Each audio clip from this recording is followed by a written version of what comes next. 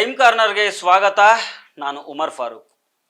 June 2, 2025 ಸಂಜೆ 5:09 ಪಾಕಿಸ್ತಾನದ ಇಸ್ಲಾಮಾಬಾದ್ನ sector number 13ರಲ್ಲಿ record ಆದ ಈ CCTV ಫುಟೇಜ್ ಯಾರದಂದ್ರೆ ಕೆಲವೇ ನಿಮಿಷಗಳ ಮೊದಲು ಇವನು ಮಾಡಿದ ಆ ಒಂದು ಕ್ರೈಮು ಬರೀ ಪಾಕಿಸ್ತಾನಿ ಮೀಡಿಯಾಗಳಲ್ಲಿ ಮಾತ್ರ ಅಲ್ಲ, ಇಂಟರ್ನ್ಯಾಷನಲ್ ಮೀಡಿಯಾಗಳಲ್ಲೂ ಸದ್ದು ಮಾಡ್ತು.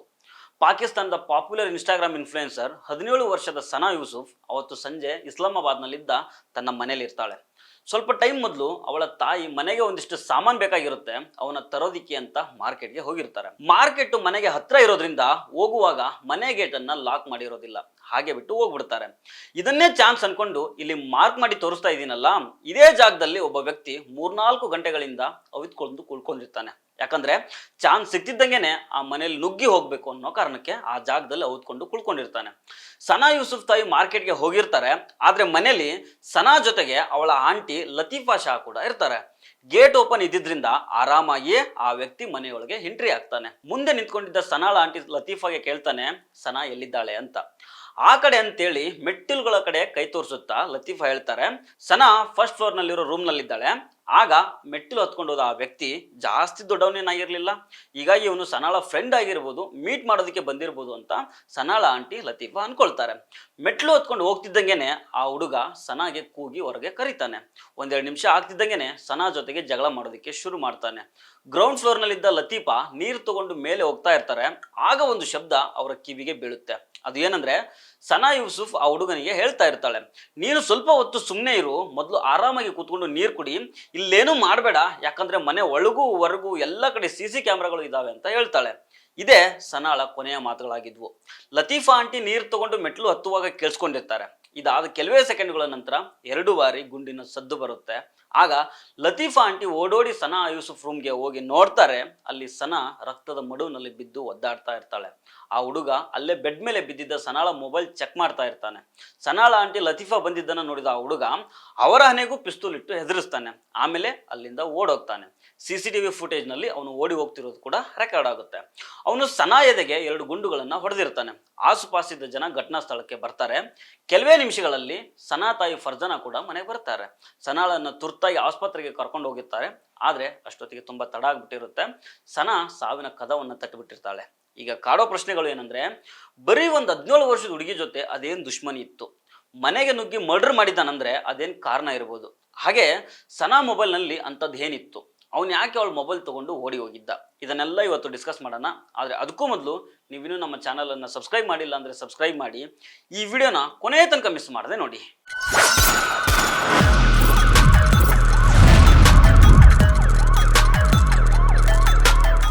17 ವರ್ಷದ ಸನಾ ಯೂಸುಫ್ ಪಾಕಿಸ್ತಾನದ ಪಾಪ್ಯುಲರ್ ಸೋಷಿಯಲ್ ಮೀಡಿಯಾ ಇನ್ಫ್ಲುಯೆನ್ಸರ್ ಆಗಿರ್ತಾಳೆ. ಟಿಕ್ಟಾಕ್ ನಲ್ಲಿ 8 ಲಕ್ಷಕ್ಕಿಂತ ಜಾಸ್ತಿ, ಇನ್ಸ್ಟಾಗ್ರಾಮ್ ನಲ್ಲಿ 7 ಲಕ್ಷಕ್ಕಿಂತ ಜಾಸ್ತಿ ಫಾಲೋವರ್ಸ್ ಇರ್ತಾರೆ. ಜಾಸ್ತಿ ಸ್ಕಿನ್ ಕೇರು, ಫುಡ್, ಮ್ಯೂಸಿಕ್ ಮತ್ತೆ ಪ್ರಮೋಷನ್ಗೆ ಸಂಬಂಧಪಟ್ಟ ರೀಲ್ಸ್ ಗಳನ್ನ ಮಾಡ್ತಾ ಇರ್ತಾಳೆ. ತುಂಬಾ ವ್ಯೂಸ್ ಕೂಡ ಬರ್ತಾ ಇತ್ತು. ಹೀಗಾಗಿ ಈ ಸನಾ ಯೂಸುಫ್ಲ ಸೋಷಿಯಲ್ ಮೀಡಿಯಾ ಇನ್ಫ್ಲುಯೆನ್ಸ್ ತುಂಬಾ ಸ್ಟ್ರಾಂಗ್ ಇರುತ್ತೆ. ಹಾಗೆ ಈಕೆ ಮಾತು, ಫ್ಯಾಷನ್ನು, ಮಾತಾಡೋ ಸ್ಟೈಲ್ ಕೂಡ ತುಂಬಾ ಚೆನ್ನಾಗಿತ್ತು, ಜನರನ್ನ ಅಟ್ರಾಕ್ಟ್ ಮಾಡ್ತಾ ಇತ್ತು. ಸನಾ ತಂದೆ ಸೈಯದ್ ಯೂಸುಫ್ ಹಸನ್ ಪಾಕಿಸ್ತಾನದಲ್ಲಿ ಬರೋ ಚಿತ್ರಾಲ್ನಲ್ಲಿ ಸರ್ಕಾರಿ ಅಧಿಕಾರಿಯಾಗಿ ಕೆಲಸ ಮಾಡ್ತಾ ಇರ್ತಾರೆ. ಚಿತ್ರಾಲ್ ಇವರ ಹೋಮ್ ಟೌನ್ ಕೂಡ ಆಗಿರುತ್ತೆ. ಸನಾ ತಾಯಿ ಫರ್ಜನಾ ಯೂಸುಫ್ ಗೃಹಿಣಿಯಾಗಿರ್ತಾರೆ. ಮಗಳ ಸೋಷಿಯಲ್ ಮೀಡಿಯಾ ಅಕೌಂಟ್ಗಳನ್ನು ಹ್ಯಾಂಡಲ್ ಮಾಡ್ತಾ ಇರ್ತಾರೆ. ಮಗಳ ಜೊತೆಗೆ ಇಸ್ಲಾಮಾಬಾದ್ನಲ್ಲಿ ವಾಸ ಮಾಡ್ಕೊಂಡಿದ್ರು. ಸನಾ ಫ್ಯೂಚರ್ನಲ್ಲಿ ಡಾಕ್ಟರ್ ಆಗಬೇಕು ಅಂತ ಅನ್ಕೊಂಡಿರ್ತಾಳೆ. 2024ರಲ್ಲಿ 12ನೇ ಕ್ಲಾಸ್ ಕೂಡ ಕಂಪ್ಲೀಟ್ ಮಾಡಿರ್ತಾಳೆ. ಇವಳಿಗೊಬ್ಬ ತಮ್ಮ ಕೂಡ ಇರ್ತಾನೆ, ಅವನಿಗೆ ವಯಸ್ಸು 15. ಈ ಘಟನೆ ನಡೆದ ದಿನ ಅವನು ತನ್ನ ತಂದೆ ಜೊತೆಗೆ ಚಿತ್ರಾಲ್ನಲ್ಲಿ ಇರ್ತಾನೆ. ಜೀವನದಲ್ಲಿ ಎಲ್ಲವೂ ಚೆನ್ನಾಗೇ ಇರುತ್ತೆ, ಹ್ಯಾಪಿ ಫ್ಯಾಮಿಲಿ, ಹ್ಯಾಪಿ ಲೈಫ್. ಆದ್ರೆ 1 ವರ್ಷದಿಂದ ಸನಾ ಇನ್ಸ್ಟಾಗ್ರಾಮ್ ಅಕೌಂಟ್ಗೆ ಒಂದು ಮೆಸೇಜ್ ಬರುತ್ತೆ. ಇಲ್ಲಿಂದಾನೇ ಈ ಕಥೆಯ ಆರಂಭ ಆಗುತ್ತೆ.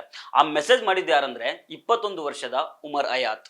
ಸನಾ ಯೂಸುಫ್ ಜೊತೆ ಉಮರ್ ಹಯಾತ್ಗೆ ಏನ್ ಕನೆಕ್ಷನ್ ಇತ್ತು ಅನ್ನೋದನ್ನ ನೋಡೋಕ್ಕೂ ಮೊದಲು ಈ ಉಮರ್ ಹಯಾತ್ನ ಬ್ಯಾಕ್ ಗ್ರೌಂಡ್ ಏನಾಗಿತ್ತು ಅನ್ನೋದನ್ನ ನೋಡ್ಬೇಕಾಗುತ್ತೆ.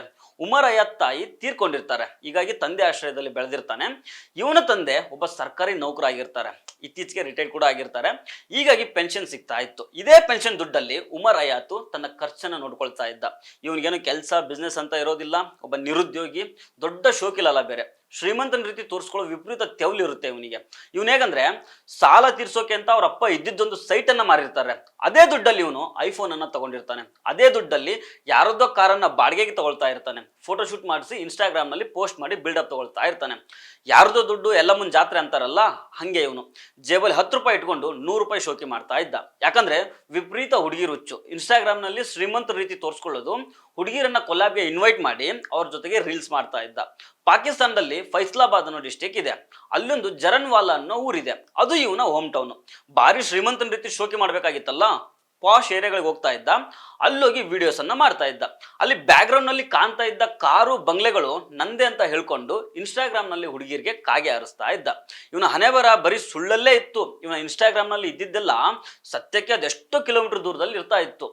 ಇವನು ಹೇಗಿದ್ದ ಅಂದ್ರೆ ಇವನು ಮುಖ ನೋಡಿದ್ರೆ ಸಾಕು ದರಿದ್ರ ಕಾಂತಪ್ಪ ನಮ್ಮ ಕಣ್ಣಿಗೆ ಅಂತ ಅವನಿದ್ದ ಏರಿಯಾ ಜನ ಮಾತಾಡ್ಕೊಳ್ತಾ ಇದ್ರು. ಇವನು ಇನ್ಸ್ಟಾಗ್ರಾಮ್ ನಲ್ಲಿ ರೀಲ್ಸ್ ಮಾಡ್ತಾ ಇದ್ದ. ಕೊಲ್ಯಾಬ್ ಮಾಡೋ ನೆಪದಲ್ಲಿ ಹುಡುಗಿರಿಗೆ ಅಪ್ರೋಚ್ ಮಾಡ್ತಾ ಇದ್ದ. ಇದೇ ರೀತಿ ಒಂದಿನ ಇವನ್ ಕಣ್ಣು ಸನಾ ಯೂಸುಫ್ ಪ್ರೊಫೈಲ್ ಮೇಲೆ ಬೀಳುತ್ತೆ. ಸನಾ ಸೋಷಿಯಲ್ ಮೀಡಿಯಾದಲ್ಲಿ ಆಲ್ರೆಡಿ ಪಾಪ್ಯುಲರ್ ಆಗಿರ್ತಾಳೆ.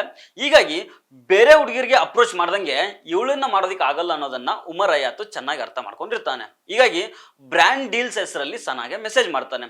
ಬ್ರ್ಯಾಂಡ್ ಬಗ್ಗೆ ಮಾತಾಡ್ತಾ ಮಾತಾಡ್ತಾ ಪರ್ಸನಲ್ ಮ್ಯಾಟರ್ ಮಾತಾಡ್ತಾ ಹೋಗ್ತಾನೆ. ತಾನು ಸಿಕ್ಕಾಪಟ್ಟೆ ಶ್ರೀಮಂತ, ಕಾರ್ ಇದೆ, ಬಂಗ್ಲೆ ಇದೆ ಅಂತ ಹೇಳ್ಕೊಳ್ತಾನೆ.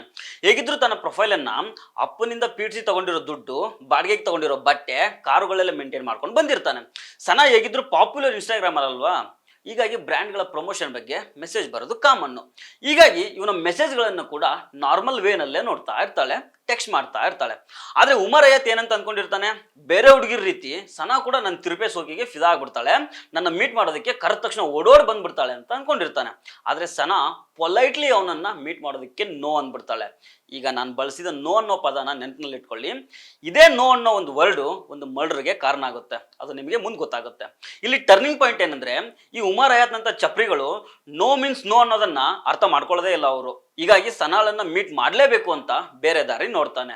ಮತ್ತೆ ಒಮ್ಮೆ ಸನಾಗೆ ಮೆಸೇಜ್ ಮಾಡ್ತಾನೆ, ನನ್ನ ಹತ್ರ ಎಂತೆಂಥ ಬ್ರ್ಯಾಂಡ್ ಆಫರ್ಸ್ಗಳಿದಾವಂದ್ರೆ ಅವು ನಿಮಗೆ ಇಷ್ಟ ಆಗ್ತವೆ, ಹೀಗಾಗಿ ಒಮ್ಮೆ ನಿಮ್ಮನ್ನ ನಾನು ಮೀಟ್ ಮಾಡಬೇಕು ಅಂತ ಮೆಸೇಜ್ನಲ್ಲಿ ಹೇಳ್ತಾನೆ. ಈ ಮೆಸೇಜ್ಗೆ ಸನಾ ರಿಪ್ಲೈ ಮಾಡ್ತಾಳೆ, no bye, I don't want to meet you because I have no time ಅಂತ ಮೆಸೇಜ್ ಮಾಡ್ತಾಳೆ. ನೆನ್ಪಿಟ್ಕೊಳ್ಳಿ, ಇಲ್ಲೂ ಕೂಡ ನೋ ಅನ್ನೋ ವರ್ಡ್ ಯೂಸ್ ಆಗಿರುತ್ತೆ. ಈ ಕಡೆ ಉಮರ್ ಹಯಾತ್ ತನ್ನ ಫ್ರೆಂಡ್ಸ್ ಹತ್ರ ಹೇಳ್ತಾ ಇರ್ತಾನೆ, ನಾನು ಸನಾಗೆ ಮೀಟ್ ಆಗಬೇಕು ಅಂತ ಕಾಯ್ತಾ ಇದ್ದೀನಿ, ಆದ್ರೆ ಅವಳು ಸಿಗ್ತಾನೆ ಇಲ್ಲ, ಬಾಯ್ ಬಾಯ್ ಬ್ರೋ ಬ್ರೋ ಅಂತ ಹೇಳಿ ಇಗ್ನೋರ್ ಮಾಡ್ತಾ ಇದ್ದಾಳೆ ಅಂತ. ಇನ್ನೊಂದ್ ಕಡೆ ಇವನು ಸನಾನ ಮೀಟ್ ಮಾಡೋದಕ್ಕೋಸ್ಕರ ಇವನ ಹುಚ್ಚು ಕೂಡ ಜಾಸ್ತಿ ಆಗ್ತಾ ಹೋಗುತ್ತೆ. ಸನಾಗೆ ಬ್ಯಾಕ್ ಟು ಬ್ಯಾಕ್ ಆಡಿಯೋ ಕಾಲ್ಗಳನ್ನ ಮಾಡ್ತಾ ಇರ್ತಾನೆ, ಮೆಸೇಜ್ ಮಾಡ್ತಾ ಇರ್ತಾನೆ. ಇವನು ಮಾಡಿರೋ ಮೆಸೇಜ್ ಕಾಲ್ಗಳನ್ನ ನೋಡಿಲ್ಲ ಅಂದ್ರೂ, ನೋಡಿ ರಿಪ್ಲೈ ಮಾಡಿಲ್ಲ ಅಂದ್ರೂ ಬ್ಯಾಕ್ ಟು ಬ್ಯಾಕ್ ಕಾಲ್ ಮೆಸೇಜ್ಗಳನ್ನ ಹೊಡಿತಾನೆ ಇರ್ತಾನೆ. ಅದೇ ರೀತಿ ಸನಾ ಕೂಡ ಇವನನ್ನ ಇಗ್ನೋರ್ ಮಾಡ್ತಾನೆ ಇರ್ತಾಳೆ.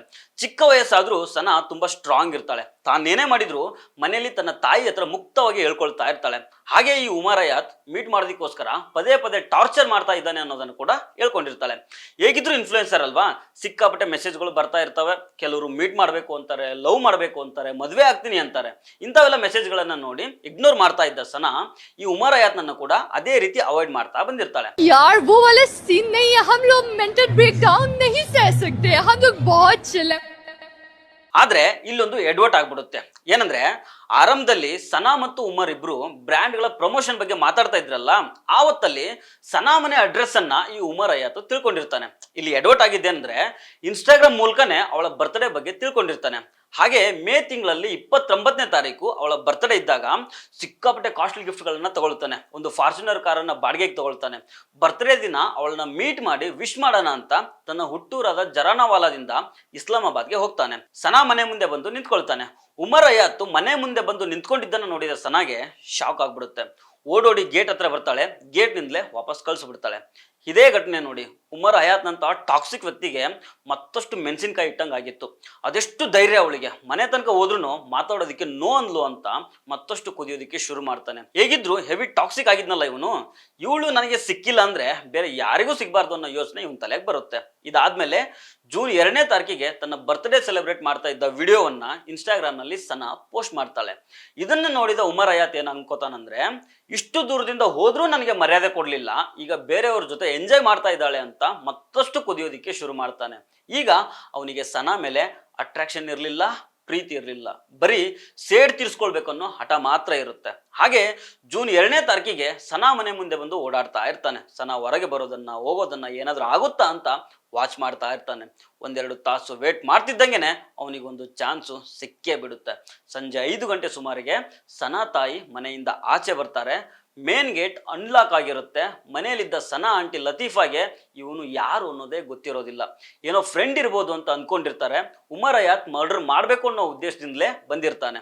ಇದಕ್ಕೋಸ್ಕರ ಒಂದು ಲೋಡೆಡ್ ಪಿಸ್ತೂಲ್ ಕೂಡ ತಗೊಂಡು ಬಂದಿರ್ತಾನೆ. ಅವಳ ಎದೆಗೆ ಗುಂಡಿಟ್ಟು 2 ಬಾರಿ ಫೈರ್ ಮಾಡಿ ಸಾಯಿಸ್ಬಿಡ್ತಾನೆ. ಆಮೇಲೆ ಸನಾ ಫೋನ್ ಎತ್ಕೊಂಡು ಅಲ್ಲಿಂದ ಓಡೋಗ್ತಾನೆ. ಅಂದ ಹಾಗೆ ಇವನು ಸನಾ ಫೋನ್ ಅನ್ನು ತಗೊಂಡು ಯಾಕೆ ಹೋಗ್ತಾನಂದ್ರೆ, ಈ ಮೊದಲು ಸನಾಗೆ ತಾನು ಮಾಡಿದ್ದ ಮೆಸೇಜ್ ಮತ್ತು ಕಾಲ್ಗಳನ್ನ ಡಿಲೀಟ್ ಮಾಡೋ ಕಾರಣಕ್ಕೆ ಸಾಯಿಸಿದ ಮೇಲೆ ಮೊಬೈಲ್ ಎತ್ಕೊಂಡು ಹೋಗಿರ್ತಾನೆ. ನೋಡಿ, ಈ ಸೋಷಿಯಲ್ ಮೀಡಿಯಾಗಳಲ್ಲಿ ಕ್ರೈಮ್ಗಳು ಹೇಗಿರ್ತಾವಂದ್ರೆ, ಇದು ಇಲ್ಲೇ ಎಲ್ಲೋ ನಡೆದಿರೋ ಘಟನೆ ಏನು ಅನ್ಸುತ್ತೆ. ಈ ಹುಡುಗಿ ಎಲ್ಲೋ ಒಂದ್ ಕಡೆಗಳು, ಇವನು ಅವಳ ಮನೆಯಿಂದ 300 ಕಿಲೋಮೀಟರ್ ದೂರದಲ್ಲಿರೋ ಹುಡುಗ. ಆದ್ರೆ ಟಾಕ್ಸಿಕ್ ಮೈಂಡ್ ಸೆಟ್ ಇಟ್ಕೊಂಡಿದ್ದ. ಸನಾಗೋಸ್ಕರ ಹುಚ್ಚ ಆಗ್ಬಿಟ್ಟಿದ್ದ. ಕೊನೆಗೆ ಅವಳನ್ನ ಗುಂಡಿಕ್ಕಿ ಕೊಂದು ಬಿಟ್ಟಿದ್ದಾನೆ. ಸೊ ಫ್ರೆಂಡ್ಸ್, ಇದು ಇವತ್ತಿನ ಕ್ರೈಮ್ ಕಾರ್ನರ್. ಮತ್ತೆ ಭೇಟಿ ಆಗ್ತಿರೋಣ. ನಮಸ್ಕಾರ.